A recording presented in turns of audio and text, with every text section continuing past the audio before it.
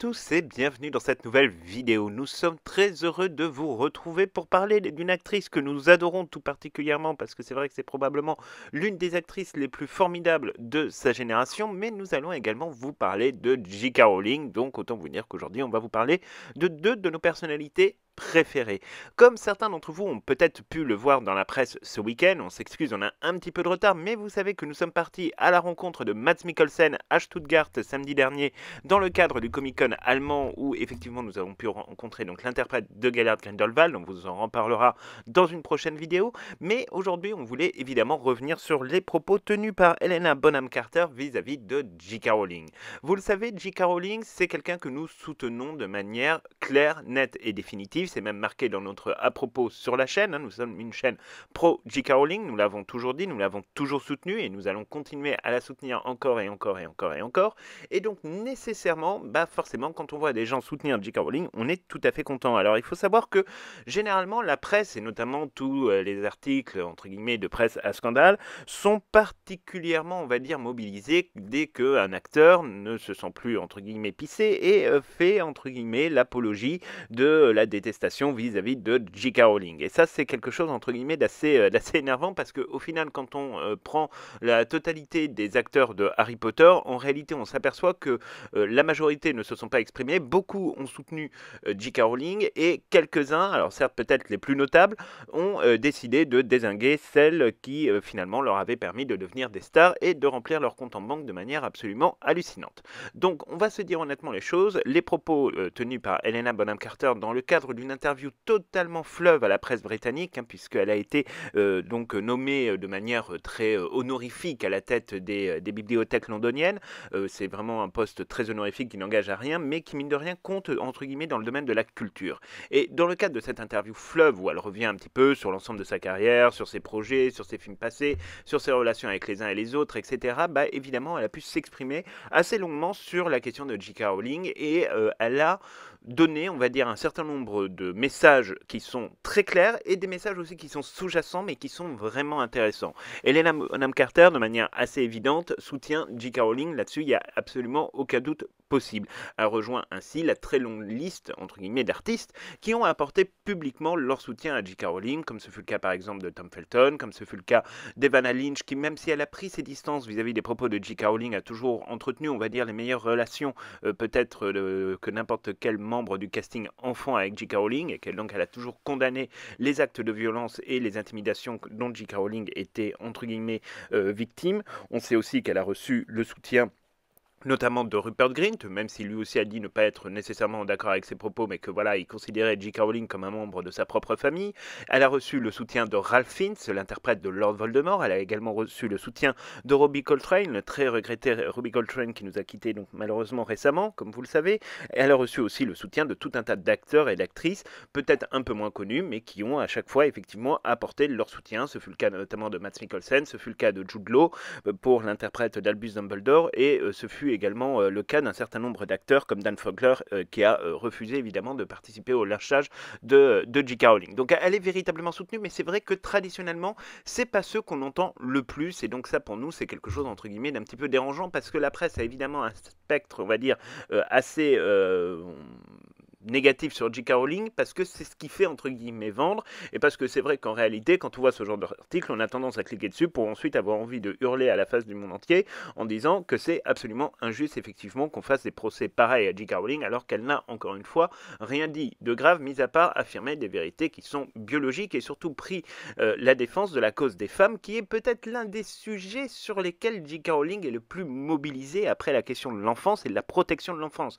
J.K. Rowling a toujours fait du combat des femmes, entre guillemets la pierre angulaire à la fois de ses œuvres, mais aussi de ses actions en termes, par exemple, de gala de charité, en termes de caritatif. Là-dessus, c'est une évidence. Elle a toujours fait attention à ça. J.K. Rowling, il faut le savoir, a été une femme victime de violences de la part notamment de son premier mari. Ça, c'est pour ce que l'on sait. Il y a aussi tout ce qu'on ne sait évidemment pas sur sa vie, mais on sait que le sujet des femmes, c'est quelque chose qui a toujours été au cœur, entre guillemets, de l'engagement personnel de J.K. Rowling, Rowling, mais aussi de son propre engagement politique. Et il est évident que quand on cherche à effacer le droit des femmes au profit de droits d'autres communautés, bah, c'est quelque chose pour elle qu'elle vit véritablement comme une attaque, parce que c'est sa manière aussi de défendre, entre guillemets, son combat politique, et là-dessus, évidemment, il n'y a absolument rien de répréhensible.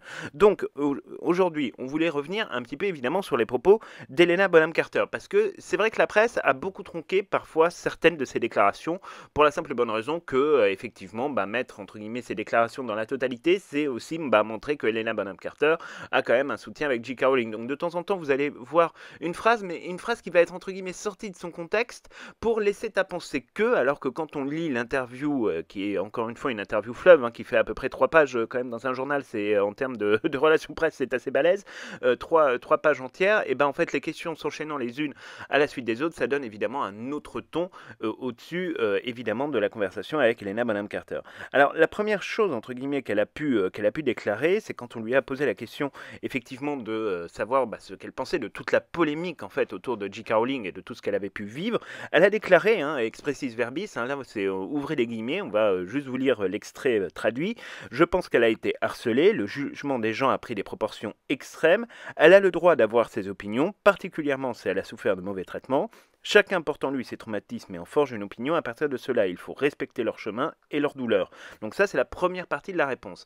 Alors, cette première partie de la réponse, elle est intéressante. Pourquoi? Parce que, effectivement, Helena Bonham Carter remet à juste titre l'église un peu au milieu du village. C'est-à-dire que, si vous voulez, elle refuse, de commenter les propos de J.K. Rowling et de se prononcer pour ou contre telle ou telle communauté, ce n'est absolument pas son propos. Elle, ce qu'elle dit, c'est que d'une part, J.K. Rowling a été doublement victime. D'abord, victime, entre guillemets, de proportions extrêmes prises, entre guillemets, par les activistes pro-trans, etc., qui ont tapé sur J.K. Rowling comme jamais.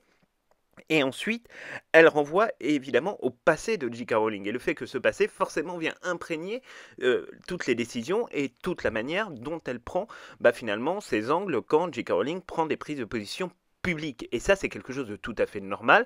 Chaque être humain réagit en fonction de ce qu'il a vécu dans la vie. Par exemple, un enfant qui est atteint évidemment d'un handicap quand il est jeune, va être beaucoup plus sensibilisé à cette question-là.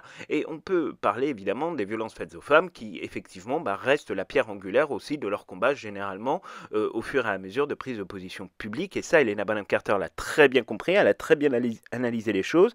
Et donc évidemment, quand elle dit ça, c'est une manière aussi de dire foutez-lui la paix. Et ça, c'est quand même quelque chose qui fait du bien entendre, parce que c'est vrai que malheureusement, beaucoup de gens ont fait en sorte de ne pas, entre guillemets, respecter J.K. Rowling et respecter les prises de position. Alors ensuite, d'ailleurs, elle ajoute, là on rouvre les guillemets, hein, c'est encore une fois un extrait intégral de son interview dans le Times, vous n'avez pas à être d'accord avec tout, cela serait dingue et ennuyant.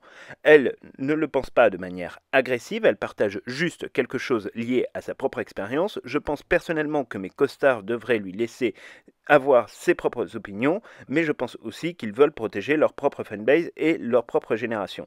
Alors ça, c'est aussi, entre guillemets, assez intéressant. Pourquoi? Parce que elle est véritablement dans une espèce de logique où elle va dire plusieurs choses. La première chose, et ça c'est très Helena Bonham Carter dans le style, c'est voilà, que pour elle, un monde où finalement tout le monde penserait la même chose et serait totalement aligné sur tous les sujets, ce serait un monde totalement chiant et totalement inepte. C'est-à-dire qu'on ne pourrait plus avoir de débat, on ne pourrait plus avoir de discussion, et c'est effectivement aujourd'hui ce que la cancel culture veut commencer effectivement à mettre en œuvre, c'est-à-dire effectivement un monde où on est tous obligés d'avoir la même opinion sur tout, où on est tous obligés de penser la même chose sur tout, et où au final on se retrouve quand même dans une situation un petit peu désagréable, où quelque part on n'a plus le droit d'exprimer la moindre opinion, parce que si on exprime une opinion, on se retrouve entre guillemets catapulté. Enfin, quand on voit ce qu'on s'est pris sur la vidéo où on a juste présenté les restaurants de Wizarding World et qu'on vient nous imposer une idéologie végane en venant nous expliquer que c'est une honte qu'on mange de la viande parce que vous comprenez les pauvres petits animaux qu'on tue, machin, etc. Enfin, à un moment donné, faut aussi arrêter le délire. Chacun a le droit d'avoir ses propres opinions, mais à partir du moment où on cherche à imposer une opinion par la violence, par la force, par l'insulte et par les réprimandes et par un espèce de sentiment qu'on voudrait nous imposer de culpabilisation, là on n'est plus du tout dans le débat, là on est véritablement dans le prosélytisme, et c'est pour ça que du coup on a décidé de censurer, on vous le dit, ces commentaires, pour la simple et bonne raison que nous ne supportons pas le prosélytisme qui peut être fait d'idéologies qui peuvent être défendues par n'importe qui, mais en l'occurrence, voilà, nous on aime par exemple manger aux trois balais, on mange ce qu'on a envie de manger au trois-balais, on n'a pas besoin, entre guillemets, de se poser la question de savoir comment la dinde est arrivée dans le four. Donc bon, à un moment donné, juste faut arrêter, le monde tourne comme ça depuis des millénaires et tournera encore comme ça pendant des millénaires, et puis ce sera absolument très bien, et comme ça au moins il n'y aura pas de difficulté. Hein. À un moment donné, il faut quand même se dire les choses. Pour en revenir au propos d'Helena Bonham Carter, ce qu'elle juge effectivement là-dedans, c'est que effectivement tout ce qui s'est passé entre guillemets dans les propos qui ont été mal interprétés et détournés de J.K. Rowling, c'est que tout simplement, effectivement, elle n'a jamais exprimé entre guillemets de manière agressive une position. J.K. Rowling a exprimé ce qu'elle ressentait, elle, en tant que femme, face à tous les délires, entre guillemets, qui sont développés aujourd'hui. Et c'est son droit le plus simple, le plus strict, et donc elle a partagé quelque chose qui est lié effectivement à l'expérience de J.K. Rowling et à son combat politique. Pour ce qui est de la suite de la phrase, où elle parle de ses costards, et notamment de tous ceux qui se sont opposés de manière extrêmement violente et franchement relativement indécente vis-à-vis de J.K. Rowling, là aussi, elle fait une phrase qui est un peu énigmatique, parce qu'en fait, on peut la comprendre de deux manières. Il y a la lecture primaire, entre guillemets, qui est en mode « non, j'ai pas envie de leur taper dessus », etc. Mais c'est aussi une manière de les renvoyer, en fait, à leur propre hypocrisie, c'est-à-dire que concrètement, elle ne dit pas que ces costards, entre guillemets, pensent évidemment comme ce que les lobbies voudraient leur faire penser, mais c'est une manière de dire que en fait ils ont pris une position opportuniste, c'est-à-dire une position opportuniste qui est de protéger en fait leur fanbase, donc effectivement c'est-à-dire leurs fans les plus forts, et également entre guillemets leur génération. Donc là-dessus, Helena Bonham Carter adresse quelque part un peu une critique sur cette espèce d'opportunisme un peu étrange qui apparaît dans les propos qui sont ceux effectivement par exemple de Daniel Radcliffe et d'Emma Watson, qui ont été les plus virulents avec Catherine Waterston et Alison Sudol. Et ça c'est quelque chose d'assez intéressant finalement, parce que quelque part on se rend bien compte que c'est effectivement très bien cerné de la part d'Helena Bonham Carter, c'est-à-dire qu'on est vraiment dans cette espèce de logique complètement délirante où effectivement on est sur quelque chose, on va dire quand même de très très malsain, de particulièrement malsain, avec cette logique effectivement de vouloir plaire, etc. Et là-dessus, on sait que les agents par exemple des stars ont occupé, on va dire, une place assez prépondérante dans la manière dont ces choses-là se sont déroulées, pour la simple et bonne raison qu'en réalité, on se retrouve dans une espèce de situation complètement ubuesque où il y a des agents qui ont dû conseiller effectivement à ces stars de prendre parti contre J.K. Rowling parce que c'était le meilleur moyen d'éviter les emmerdes dans les interviews avec la presse. Et tous ceux qui ont entre guillemets refusé de se plier à ça, finalement s'en sont très très bien sortis. Et on sait par exemple que quand Ralph Fiennes prend la défense de J.K. Rowling, quand Jude Law prend la défense de J.K. Rowling et quand Helena Bonham Carter prend la défense de J.K. Rowling, ça ne suscite aucune difficulté vis-à-vis de la fanbase Harry Potter, et on le voit aujourd'hui par exemple sur les groupes Facebook, etc., où les informations sont partagées. On voit que les gens sont absolument ravis de la position qui est celle d'Helena Bonham Carter, et que en fait là où se sont trompés les agents des stars qui ont critiqué J.K. Rowling, c'est qu'ils ont visé des minorités dans la communauté des fans, et qu'aujourd'hui on se rend bien compte que la communauté des fans Harry Potter est une communauté quand même qui reste de manière très très majoritaire pro J.K. Rowling. Là-dessus il n'y a absolument aucun doute, et puis surtout que plus on critique J.K. Rowling, plus elle vend de livres, hein. On vous en parlera dans une toute prochaine vidéo, mais les chiffres de vente des livres de J.K. Rowling n'ont jamais été aussi forts, notamment sur Harry Potter. On ne vous parle même pas des autres livres qu'elle publie sous le pseudonyme de Robert Galbraith.